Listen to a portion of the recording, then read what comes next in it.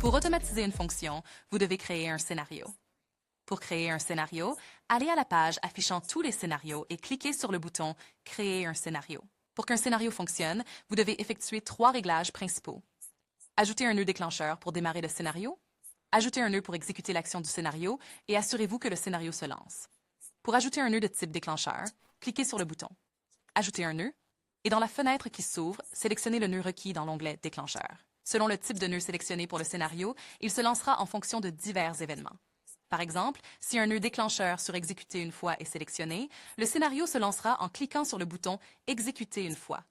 Si un nœud déclencheur sur webhook est sélectionné, le scénario se lancera lorsqu'une requête HTTP est envoyée à l'adresse de ce nœud. Si l'un des déclencheurs d'applications tiers est sélectionné, par exemple un déclencheur du groupe Gmail, alors le scénario se lancera lorsque des événements se produisent dans cette application, comme la réception d'un nouvel email.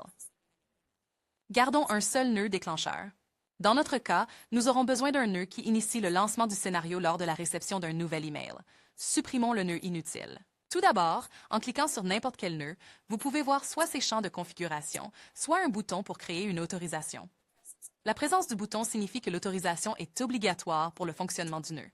Ceci est requis par la plupart des nœuds d'application. Cliquez sur le bouton « Créer une autorisation et nouvelle autorisation ». Dans la fenêtre ouverte, sélectionnez le service, dans notre cas, Gmail. Nous nous connecterons en utilisant un compte Google existant. Autorisez la plateforme LateNode à accéder à toutes les informations et confirmer nos actions. Une fois l'autorisation terminée, les champs de configuration commencent à s'afficher dans le nœud. Par exemple, vous pouvez choisir un libellé. Et le nœud de type déclencheur ne réagira qu'aux emails portant ce libellé. Après avoir configuré des modifications dans n'importe quel nœud, vous devez les enregistrer. Une fois le nœud déclencheur configuré, nous pouvons tester son fonctionnement.